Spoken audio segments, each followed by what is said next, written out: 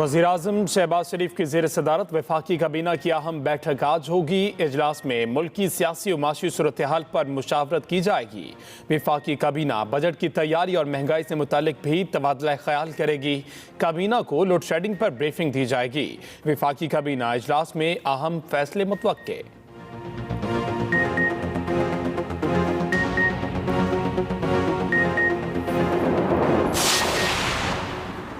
वज़ीर-ए-आज़म शहबाज शरीफ आज इस्लामाबाद में बिजनेस कॉन्फ्रेंस से खिताब करेंगे। वज़ीर इत्तलात मरियम औरंगज़ेब का कहना है वज़ीर-ए-आज़म कॉन्फ्रेंस में मैसाकी मईशत के लिए नेशनल डायलॉग का आगाज़ करेंगे। वज़ीर-ए-आज़म मुल्क भर की कारोबारी बरादरी से बजट पर अहम मुशावरत करेंगे। मुल्क की माशी तरक्की और खुशहाली के लिए अपना विजन कारोबारी बरादरी के सामने रखेंगे।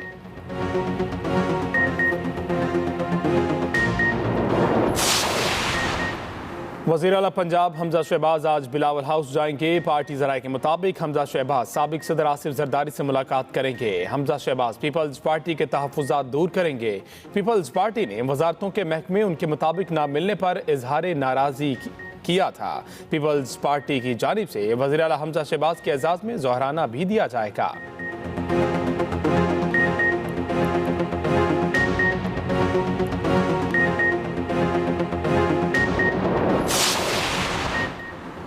मुस्लिम लीग नून का आज से लोड शेडिंग में कमी का दावा। शाहिद खाकान अब्बासी कहते हैं लोड शेडिंग का दौरानिया कम होकर 3.5 घंटे रह जाएगा। 16 जून से दौरानिया 3 घंटे हो जाएगा। जून के आखिर तक लोड शेडिंग 2 घंटे पर आ जाएगी। उधर हुकूमत का बिजली की बचत के लिए हफ्ते में 5 दिन वर्किंग का फैसला।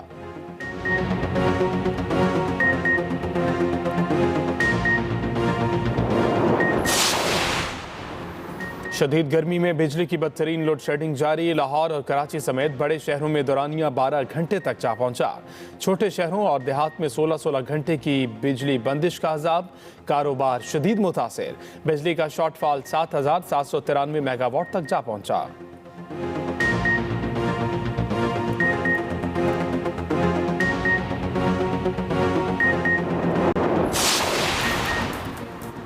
पेट्रोल की कीमत में 2 बार इजाफे से मुआशी बहरान से बाहर निकल आए। वज़ीर ख़जाना मिफ्ता इस्माइल का दावा। कहा वज़ीर-ए-आज़म का मुआशी इमरजेंसी नाफिज करने का कोई इरादा नहीं। शहबाज शरीफ आने वाले वक्त में महंगाई पर काबू पाने के लिए इक़दाम का ऐलान करेंगे। हुकूमती अखराजात में कमी की जाएगी।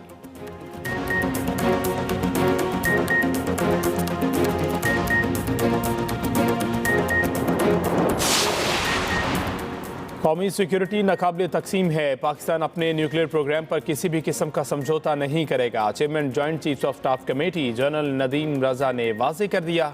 सेमिनार से खिताब करते हुए कहा एटमी प्रोग्राम पर बेबुनियाद और गैर ज़रूरी बयानात से हर सूरत गुरेज किया जाए।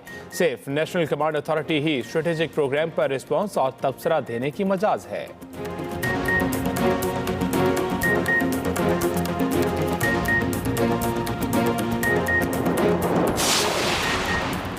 और बरतानवी वज़ीर-ए-आज़म की कुर्सी बच गई। बोरिस जॉनसन के खिलाफ तहरीक अदम-ए-एतमाद नाकाम हो गई। बोरिस जॉनसन के हक में 211 अरकान और मुखालफत में 148 अरकान ने वोट दिया। 59% कंजर्वेटिव एमपीज ने जॉनसन के हक में जबकि 41% ने उनके खिलाफ वोट दिया।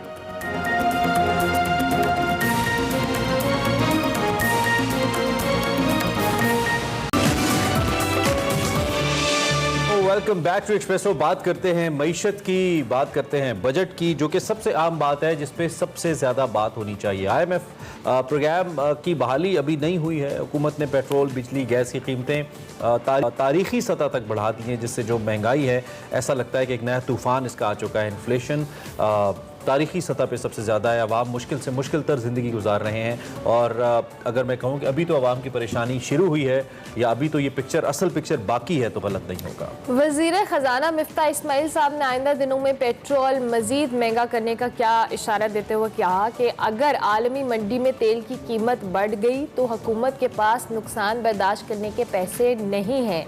जबकि माहिर मईशत डॉक्टर इशफाक हसन दावा कर रहे हैं कि अभी अवाम को 1 या 2 महंगाई के मज़ीद बूस्ट बूस्टर लगना बाकी है और इस माह के आखिर तक पेट्रोल की कीमत भी एक्सपेक्टेड है कि 260 रुपए तक पहुंच जाएगी और आइंदा माली साल के बजट की तैयारियां भी एक तरफ दूसरी तरफ जारी हैं। इतलात ये भी सामने आ रही है कि आइंदा का जो बजट है वो सख्त तरीन होगा। इसमें 1100 अरब के इजाफी टैक्स लगाए जाने का भी इम्कान है, जबकि हुकूमत की जानिब से बिजली और तेल की बचत के लिए मुख्तलिफ फार्मूले सामने लाए जा रहे हैं। कफायत शुमारी के प्लान भी तैयार किए जा रहे हैं। हुकूमत का कहना है कि वजीर आज़म किसी भी वक्त हुकूमती अखराजात कम करने और कफायत शुमारी मुहिम से मुतल्लिक बड़ा ऐलान कर सकते हैं। बिल्कुल, लेकिन दूसरी जानिब जो बढ़ती लोड शेडिंग है उसका क्या किया जाए, इस पर वज़ीर आज़म का नोटिस भी काम नहीं आया। बिजली का शदीद बहरान जारी है, तारीखी शॉर्टफॉल है, 7000 मेगावाट तक इतलात हैं कि पहुँच चुका है, 7000 इनफैक्ट 7000 से भी ज़्यादा।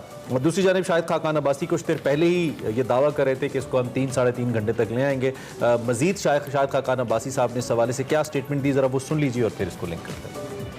मुल्क में आज ज़रूरत जो है बिजली की वो 25,000 मेगावाट है। हमने जनरेशन बढ़ाकर 21,000 पे कर दी है।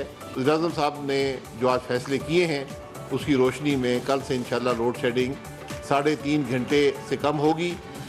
16 जून से इंशाल्लाह इसको 3 घंटे से कम कर दिया जाएगा और 30 जून से इंशाल्लाह ये लोड शेडिंग जो है ये 2 घंटे से भी कम 1.5 घंटे के लगभग होगी और हमें उम्मीद है कि जुलाई में हम इसे मज़ीद कम करने में कामयाब होंगे।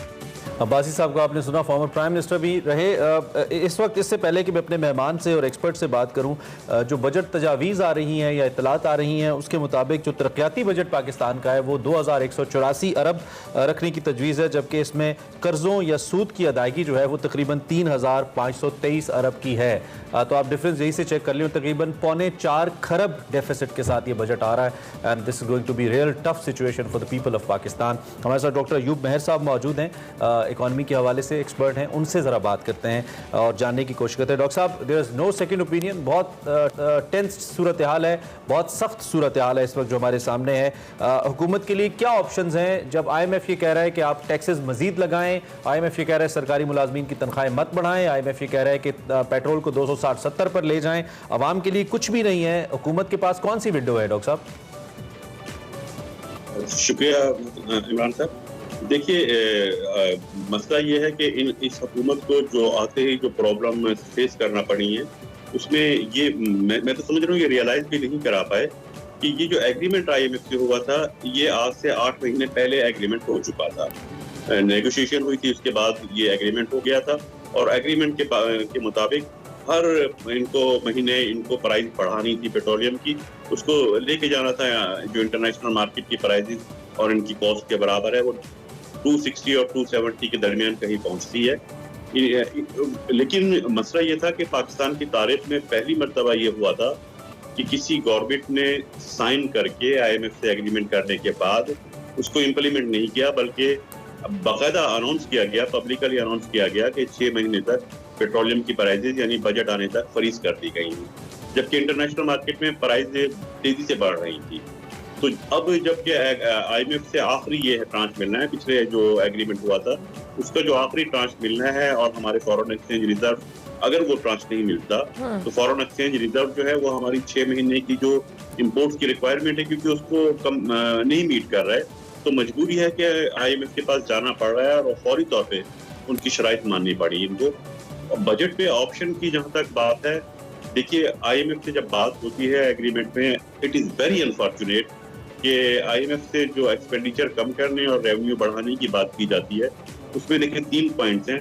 IMF जिन चीज पर एक्सपेंडिचर कंट्रोल करने का कहता है वो एक सब्सिडीज की बात करता है। ठीक है, सब्सिडीज नेबर कंट्री में हमारे साथ इंडिया में टोटल बजट का 25% सब्सिडीज पर खर्च होता है, बांग्लादेश में 35% है, यूरोपियन यूनियन या इंडस्ट्रियलाइज कंट्रीज में चले जाएं तो वहाँ 50% के करीब सब्सिडीज पर खर्च होता है।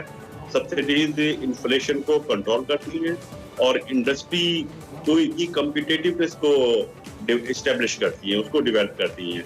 सब्सिडीज के कम करने का मतलब है इन्फ्लेशन क्रिएट होगा, प्राइसेस बढ़ती हैं और कम्पिटिटिवनेस उस कंट्री की खराब हो जाती है।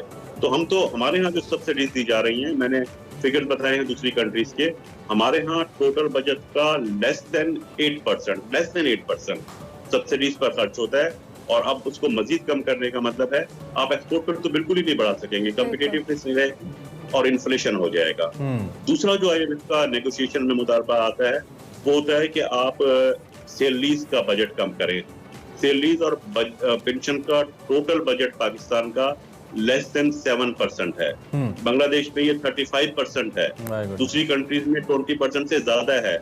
उसको कम करना जो पहले ही 7% है। टैक्स बढ़ाने की बात की जाती है कि उसको 8 ट्रिलियन रुपीस तक ले जाना है। जब टैक्स बढ़ाने की बात की जाती है हम उसको एडमिट भी करके आते हैं, एक्सेप्ट भी करते हैं। IMF का मुतालबा होता है टैक्स रेवेन्यू बढ़ाना है, टैक्स टू GDP रेशियो बढ़ानी है, दैट्स ऑल बस। लेकिन वो टैक्स इंडायरेक्ट टैक्सेस बढ़ाएंगे ये तो हमारा अपना ऑप्शन होता है। हम इंडायरेक्ट टैक्सेस पे फोकस करते हैं, डायरेक्ट टैक्सेस नहीं बढ़ाते। डायरेक्ट टैक्सेस इसलिए नहीं बढ़ाते कि उसमें विल पावर चाहिए। इंडायरेक्ट टैक्सेस बहुत आसानी से ये तो डॉक्टर साहब वो सारी कमियां हैं जो पिछले कई सालों से हम देख रहे हैं, लेकिन पिछले खासतौर पे लास्ट फिस्कल ईयर भी हमने देखा कि हमारी टैक्स कलेक्शन कंपैरेटिवली बेहतर रही। May be that's because of imports, लेकिन अब हमने बहुत बड़ी तादाद इंपोर्ट्स पे बैन लगाया है जिसपे हुकूमत ये कहती है कि बाय स्टॉपिंग दीज इंपोर्ट्स हम अच्छा खासा ज़र मुबादला बचा सकते हैं, लेकिन दूसरी जानिब इस मद में टैक्स की भी एक बड़ी रकम है जिससे हम महरूम हो जाएंगे। तो ये इसका जो वैक्यूम है ये कैसे, इसको हुकूमत कैसे फिल करेगी? क्या वंस अगेन इनडायरेक्ट टैक्सेस की भरमार आम शहरियों के ऊपर हम उम्मीद रखें कि की जाएगी और वो शहरी जो पहले पिसा हुआ है मजीद टैक्सेस देगा इनडायरेक्टली? जी इमरान साहब देखिए, हुकूमत ने, इस हुकूमत ने भी, जो अब PTI की हुकूमत की बात कर रहा हूँ, जो और कोई हुकूमत थी, उसने भी अपने मंशूर में जो 10 पॉइंट्स का अपना 10 नुकाती जो एजेंडा दिया था उसमें था कि हम डायरेक्ट टैक्सेस पर आएंगे। लेकिन पूरे 3 साल के दौरान टोटल रेवेन्यू में, टोटल टैक्स रेवेन्यू में इनडायरेक्ट टैक्सेस का पोर्शन बढ़ता गया है, GST बढ़ता गया है, इंपोर्ट ड्यूटीज बढ़ती गई हैं, उससे यकीनन कॉस्ट और इन्फ्लेशन तो क्रिएट हुआ है।